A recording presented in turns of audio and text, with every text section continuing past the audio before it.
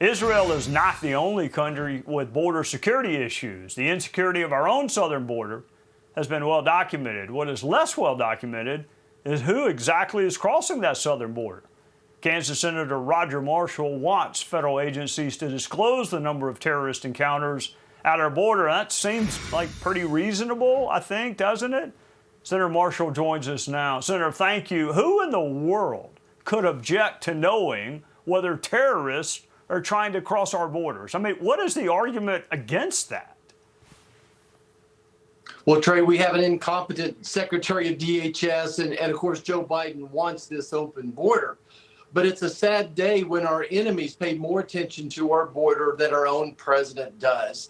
You know, to your point, we've encountered over 170 terrorists on the terrorist watch list in the past year. In the past 2 years, thousands of people on the alien watch list as well. 2,000 Chinese nationalists on this watch list as well have crossed the border as well. All we're asking DHS to do is tell us where these people are, who they are, what they're doing. Are they still in the country? Were they caught and released? We don't want to be asleep at the wheel like Israel was when Hamas attacked Israel.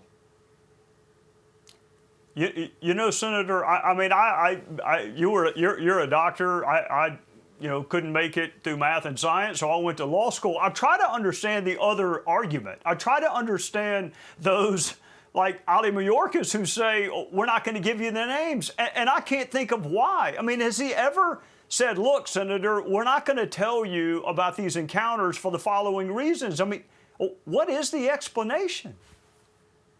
Well, Trey, there is not an explanation, and that's why we asked for a resolution of no confidence back in April for Secretary Mayorkas, hoping that the House would go through some type of process to impeach him. But again, the big theme here is that Joe Biden wants these 8,000 people crossing the border illegally. He thinks that those are future votes for the Democrat Party. He wants this crisis, and it's hard for me to understand why in the middle of the situation, the crisis in Israel, that he would try to leverage that for money in Ukraine, as well as making the border even more porous. He has funding there that will make the asylum process more efficient, so to speak. So there's no explanation, Trey. We're not going to be able to do it. Senator, before I let you go, there's a debate going on right now in D.C. and across the country, quite candidly, about military aid, Ukraine, Israel. Do we combine the packages, separate them out? What do you think's going to happen? And how will you be analyzing the two separate aid packages? Well, Trey, we've already asked leadership to separate them. And I think the way I would frame the argument is something like this, that in the next 7 to 10 days, Israel could well have a war on all three fronts. And that's why we need to get them the aid, the weapons yesterday. And if any type of bringing these packages together is going to slow down the process, if not be next to impossible, we think it's very wrong for the administration, for Joe Biden, to leverage the crisis in Israel in order to get his funding for Ukraine. I think that your listeners understand the difference between what's happening in Ukraine versus what's happening in Israel. That in Ukraine, this is a 7, 9, 10-year war. They're at a stalemate.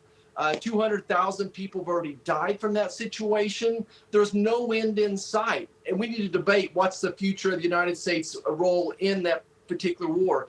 Meanwhile, the crisis that is occurring in Israel, that this is a war between the people of Israel as well as the Hamas army of terror. And this isn't just a battle between those two, but this is a battle for the future of humankind, that we need to teach terrorists exactly what happens when they cross these savage lines. As you described them, they're lower than animals.